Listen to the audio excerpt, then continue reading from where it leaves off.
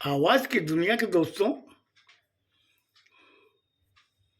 वो जो मैं कल आपको जो कहानी सुना रहा था, उसका आगे जब रमेश अपने घर से दूसरे दिन जब अपने दोस्त के यहाँ पहुंचा,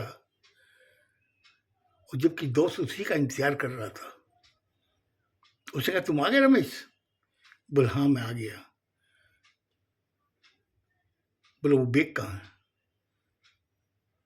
दोस्त ने कहा कि मेरे पास है, तुम्हारी अमानत है वो तुरंत अंदर गया, कमरे में जाके उस बैग को निकाल के लाया, लाके बोले, ये लो। बोले, लो नहीं, तुम लेके साथ चलो। दोनों दोस्त उस दुकान में पहुंचते हैं, अन्नपूर्णा रेस्टोरेंट में। वहाँ मालिक बेताबी से उनका इंतजार कर रहा था कि कब इस रेस्टोरेंट का सौदा हो और मुझे 3,25,000 रुपये मिले। जब वो लोग उसके रेस्टोरेंट में घुसे, काउंटर पर जब मालिक ने देखा, उसे आइए आइए आइए। बोला कि आप रेडी हो? बोला, हाँ हम लोग रेडी हैं। और आप रेडी हो गए? नहीं है। बोला, हाँ मैंने पेपर बनवा लिए हैं और वकील से मैंने एज ए विटनेस साइन भी करवा लिए 2 जनों के। बोले, 2 जने का किसके? बोले, एक वकील ने खुद किया है और एक मेरा जो लड़का है उसने किया है, और बोले इसकी मैंने नोटरी भी करवा ली है। बोले, दीजिए वो पेपर। पेपर देखा, रमेश ने अच्छी तरह से पढ़ा। पढ़ने के बाद में उसने कहा कि आप मुझे 10 मिनट टाइम देंगे? बोला, हाँ 10 मिनट क्यों, आप आधी घंटा लीजिए ना। बोले, अंदर बैठते हैं। तो रेस्टोरेंट में एक टेबल खाली हुई थी, उसमें 4 चेयर लगी हुई थी, वहाँ वो 2 जने बैठ गए, उसका दोस्त और रमेश दोनों बैठ गए। उसने वहाँ से फ़ोन किया अपने वकील को कि वकील साहब आप एक बार आ जाइए। वकील जब वहाँ पहुँचा, उसे जो पेपर देख के उसने कहा रमेश से कि रमेश, ये घड़ी बहुत अच्छी है और ये रेस्टोरेंट बहुत अच्छी है और ये इंसान भी बहुत अच्छा है, सौदा कर ले। रमेश ने वकील को देख के कहा कि ये पेपर कैसे हैं?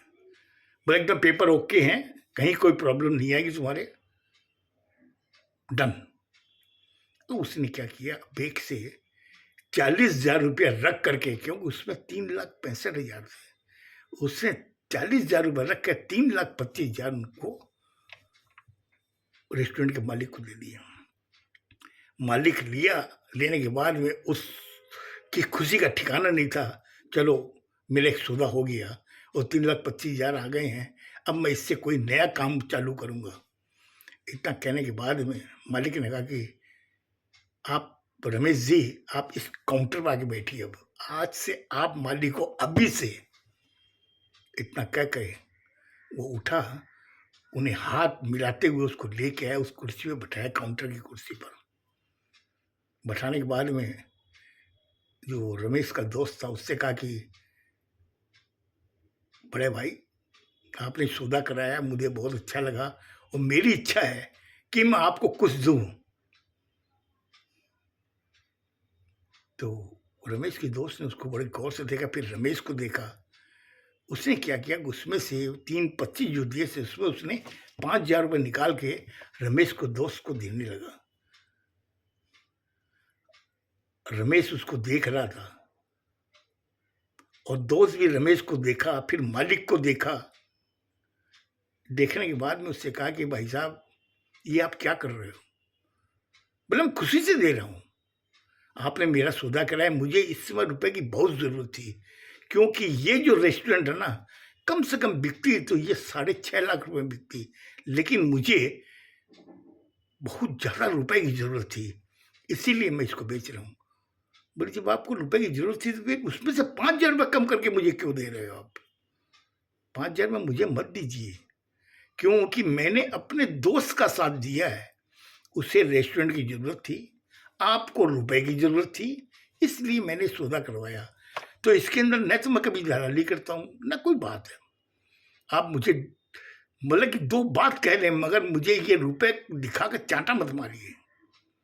इतना कहना था कि रेस्टोरेंट का मालिक आया, उससे हाथ मिलाया, बोला मैंने दोस्त देखे हैं लेकिन आप जैसा नहीं देखा। आप इतने सालों से इस मोहल्ले में हैं और मैं भी इस मोहल्ले में रेस्टोरेंट खोल रखा हूँ, लेकिन मुझे मालूम नहीं था कि आप जैसे इंसान भी यहाँ रहते हैं।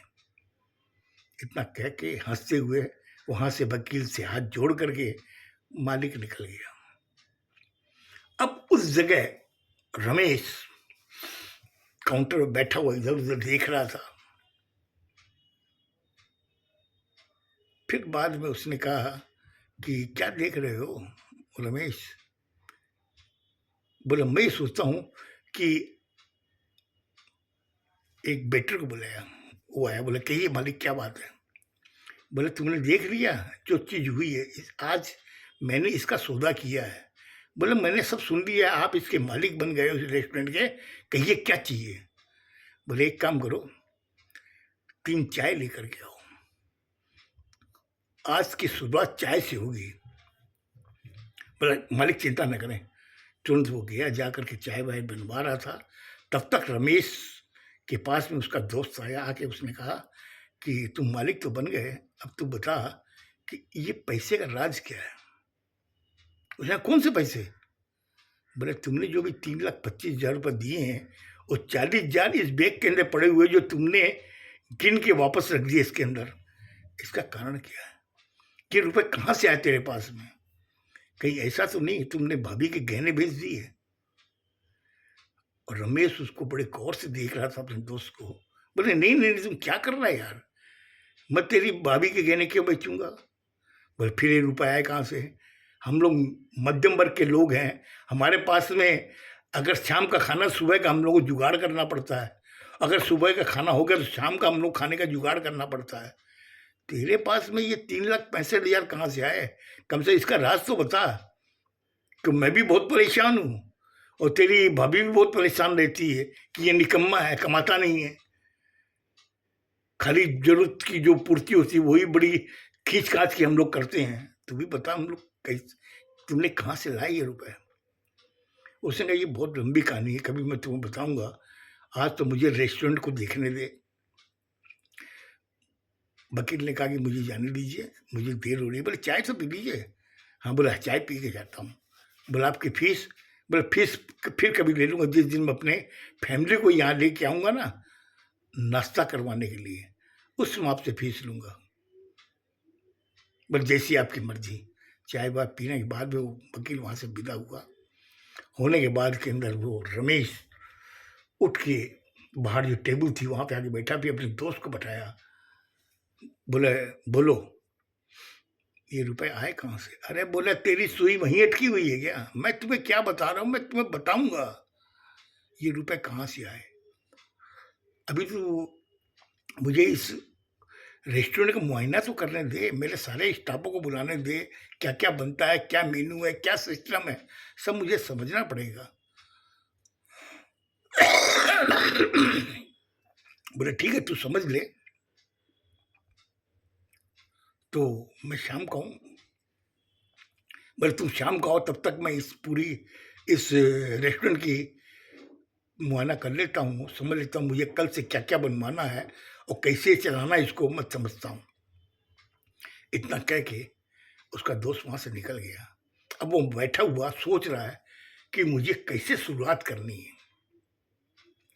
और शुरुआत इस तरीके से करनी है ताकि लोगों को पता चले कि ये रेस्टोरेंट वाकई सही है।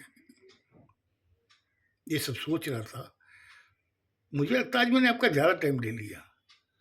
अब इसके आगे की घटना कल बताऊंगा, कैसे उसने शुरुआत की उस होटल की। खुश रहो, स्वस्थ रहो, धन्यवाद।